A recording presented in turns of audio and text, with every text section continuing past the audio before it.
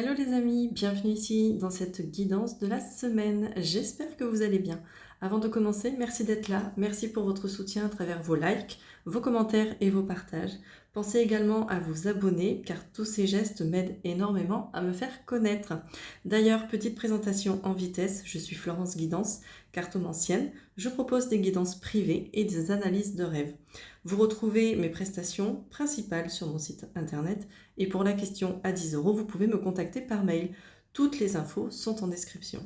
Dans cette vidéo, on va aller voir l'énergie principale avec l'oracle des nombres, la guidance avec l'oracle des miroirs et pour finir, un message des anges avec l'oracle de la guidance angélique décomplexée. A tout de suite. Alors pour commencer, avec l'oracle des nombres, ici j'ai pris la carte à sauter, vous l'avez vu, c'est la carte 46, la carte du courage. Avec cette carte-là, on nous dit que c'est important, on nous encourage, plutôt que c'est important, on nous encourage à avoir le courage d'affirmer nos choix librement. C'est pas forcément facile de s'affirmer, de dire qui on est vraiment, ce dont on a envie, ce dont on n'a pas envie, ce qui nous plaît ou ce qui nous plaît pas. Mais si on a ce courage de s'affirmer, on va retrouver une belle énergie dans notre vie. Et cette belle énergie, elle va jaillir sur de nombreux domaines. Je ne vais pas dire tous les domaines parce que ça serait un peu prétentieux, mais sur plein de domaines de la vie, il y a cette belle énergie, une belle énergie positive qui va pouvoir refaire surface. Cette carte-là, elle nous invite à vraiment se questionner sur soi, ok, et à prendre conscience que être en accord avec soi-même, ça demande parfois beaucoup de courage. Des fois, on peut se demander si on est sur le bon chemin, si on a eu raison de faire un choix ou un autre. Mais avec cette carte-là, on vous dit vraiment que si les choix que vous faites viennent du cœur, ça vaut largement le coup et vous aurez une satisfaction dans votre vie. C'est une carte qui vous encourage à tenir bon et c'est une carte qui vous dit « croyez en vos rêves ». C'est très intéressant, je fais le parallèle tout de suite parce que j'ai la carte du rêve qui est sortie aussi avec l'oracle des miroirs. Avec l'oracle des miroirs, j'ai eu la joie, le boomerang, le rêve, l'ouverture, l'amitié, l'instabilité, l'accusation. Ce qui m'est venu en premier lieu, c'est que justement, si on fait preuve de courage, si on ose peut-être affronter ses peurs de s'affirmer, on va pouvoir retrouver la joie dans notre vie, retrouver une certaine légèreté. Mais pour ça, il va falloir... alors, il y a deux interprétations qui me sont venues. Si on cultive la joie, ce qui va nous arriver, ça va être, entre guillemets, la vie de nos rêves. Mais les rêves, c'est aussi les peurs, c'est aussi les blocages. Donc là, ce qu'on peut nous dire aussi, c'est que si en ce moment c'est un peu tendu pour vous dans votre vie, pas très positif, ou si vous vous sentez un peu lourd, on vous dit clairement que pour retrouver une certaine joie, une certaine légèreté dans la vie, il faudrait focaliser votre énergie sur vos blocages, sur vos peurs. Non pas pour rester enfermé dessus, mais pour s'ouvrir. S'ouvrir à une autre vision, s'ouvrir à une autre façon de voir les choses, s'ouvrir à un autre point de vue, s'ouvrir en fait, comment je vais dire, s'ouvrir au fait que nos blocages, nos peurs dans la vie ne sont pas forcément que des choses négatives, mais elles peuvent être aussi positives. Elles peuvent vraiment nous amener vers quelque chose de positif. Okay, donc on décide, là avec l'ouverture, d'ouvrir la porte ou de la fermer sur nos peurs, sur nos blocages.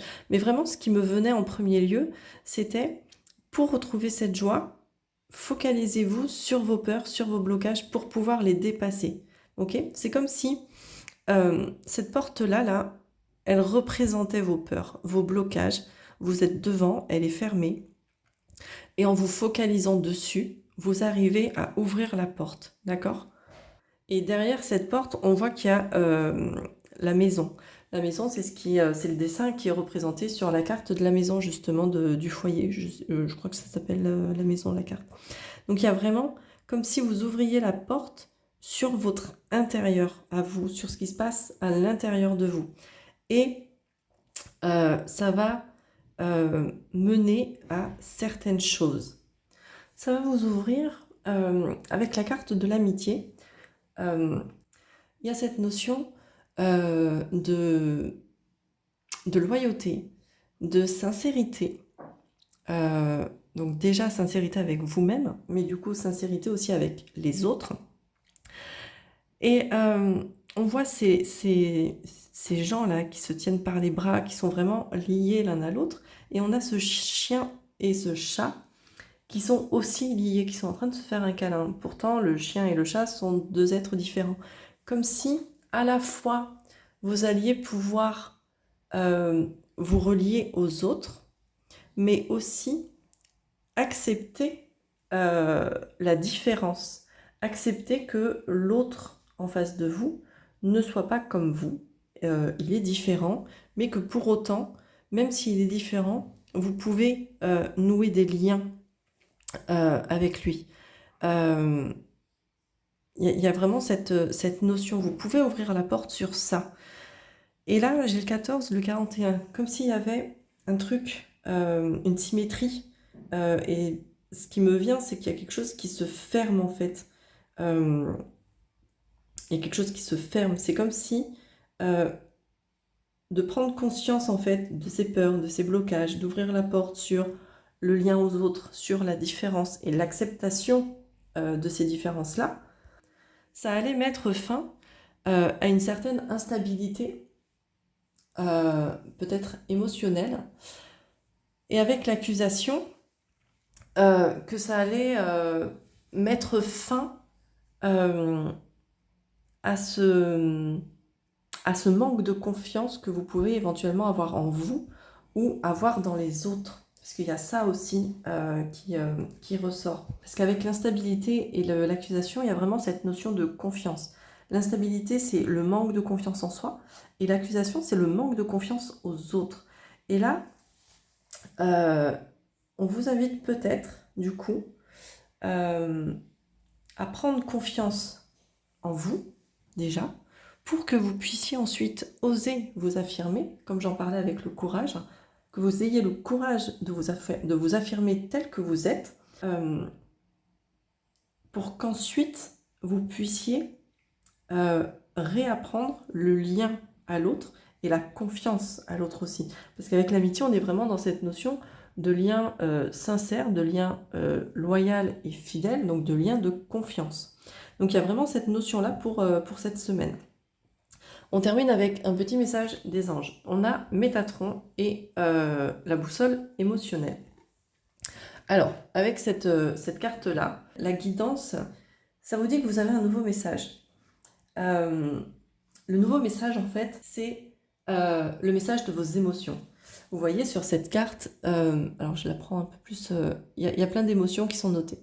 Il y a la confiance, la colère, la joie, l'envie, la honte, la déception, l'enthousiasme. Je vais vous les montrer un petit peu plus, mais j'ai besoin d'approcher la carte pour lire. La jalousie, la sérénité, la tristesse et l'optimisme. Donc vous voyez sur cette carte, il y a plein d'émotions qui sont notées, qui sont dites. Et avec cette carte-là, la boussole intérieure, enfin la boussole émotionnelle, pardon, on vous invite à vous connecter à vos émotions parce qu'il semblerait que, entre guillemets, vous ghostez les émotions que vous jugez inconfortables. Or, les émotions inconfortables, elles ont un message aussi à nous transmettre. Et en ghostant les émotions, même les émotions positives, au final, entre guillemets, vous ne goûtez plus à rien, vous n'avez plus goût à rien. C'est comme si vous conteniez vos émotions soit par peur qu'elle déborde pour vous, soit par peur qu'elle déborde sur les autres. Et du coup, par peur